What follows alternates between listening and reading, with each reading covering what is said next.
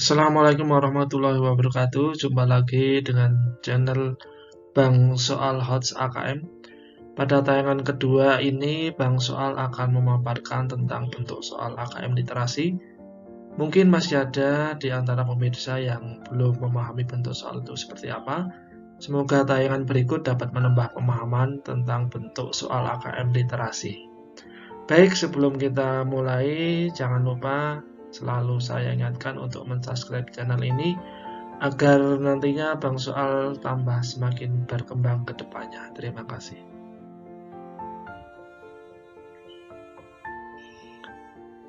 Dalam video ini, saya ingin memaparkan tentang tujuan dari soal AKM literasi dan komponen-komponennya. Ya, jadi ada 3 komponen. Nanti kita akan bahas satu persatu.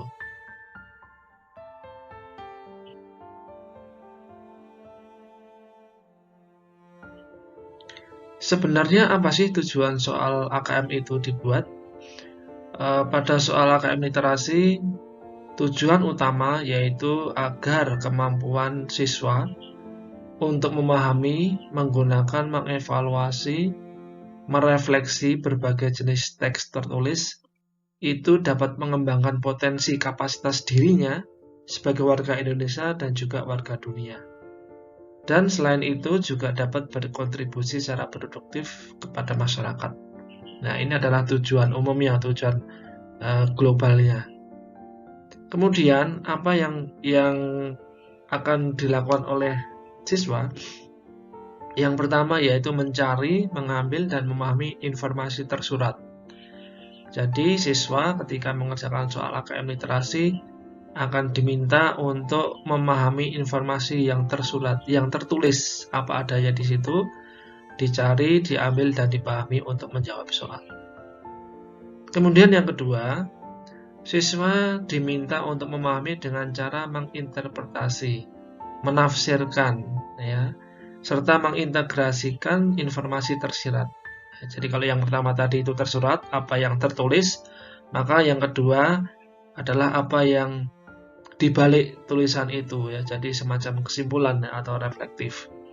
Kemudian yang ketiga, siswa diminta atau diharapkan mampu mengevaluasi teks dan merefleksi isi teks.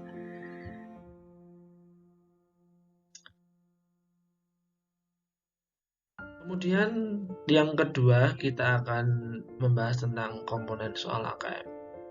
Komponen soal AKM itu ada 3. Yang pertama adalah konten. Jadi semua soal AKM itu terdiri dari 3 komponen, ya. Yang pertama adalah konten. Isinya itu berisi teks sastra atau fiksi. Apa yang dimaksud dengan teks sastra atau fiksi? Yaitu karya tulis imajinatif yang mengangkat persoalan kehidupan manusia yang sudah dipadukan dengan imajinasi atau subjektivitas pengarang untuk kepentingan hiburan. Ya, jadi ini titik tekannya adalah imajinasi, subjektivitas, dan untuk kepentingan hiburan. Ya. Kemudian pernyataan yang terdapat di dalam teks sastra tidak dapat dianggap benar secara harfiah. Jadi tidak bisa teks sastra itu digunakan atau dianggap sesuatu fakta atau data yang benar, ya, karena tadi di awal, karena karya teks sastra itu adalah karya imajinasi subjektif dari pengarang untuk kepentingan hiburan semata, bukan untuk kepentingan yang lain. Kemudian yang kedua, konten soal AKM itu berisi teks informasi. Yang dimaksud teks informasi di sini yaitu teks yang ditulis berdasarkan data-data, peristiwa, dan sesuatu yang lain yang benar ada dan terjadi dalam kehidupan. Jadi teks informasi ini bisa dijadikan rujukan, sesuatu yang benar, ya. Data dan fakta dapat dibuktikan kebenarannya secara empiris atau secara logika.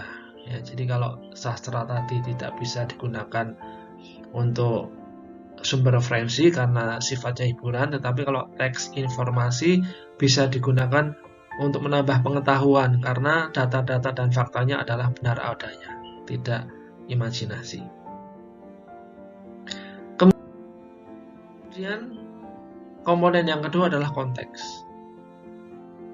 Konteks dibagi menjadi 3. Yang pertama adalah personal. Ya, jadi nanti ada teks, baik itu bentuknya isinya itu sastra atau informasi, itu berkaitan dengan personal, pribadi.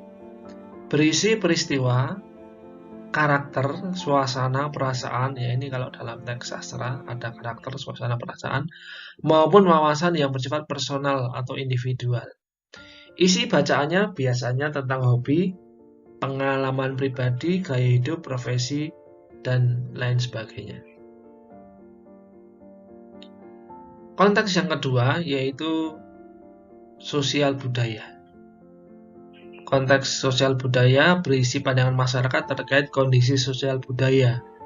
Isi bacaannya misalnya permainan tradisional, makanan tradisional, tarian khas, norma-norma yang masih berlaku. Itu kalau teks informasi. Tetapi kalau teks sastra mungkin ada sebuah keyakinan, ya, kemudian diceritakan di situ yang menjadi kearifan lokal dan lain sebagainya. Kemudian konteks yang ketiga yaitu saintifik. Ya, konteks saintifik itu berisi tentang pengetahuan, kecakapan ilmiah dan teknologi dengan mengidentifikasi pertanyaan, memperoleh pengetahuan baru, menjelaskan fenomena ilmiah, dan lain-lain. Jadi isi bacaannya misalnya tentang ilmu gizi, ya, ilmu pengetahuan, fisika, cuaca, iklim, biologi, dan sebagainya.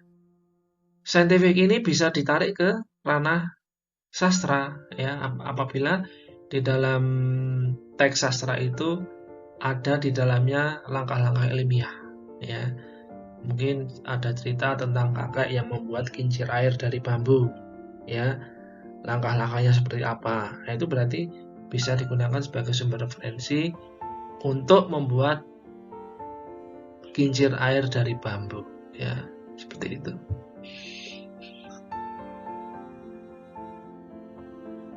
Kemudian komponen yang ketiga yaitu ada tingkatan kognitifnya, ya. Jadi di dalam soal AKM itu ada 3 level kognitif. Yang pertama yaitu menemukan informasi.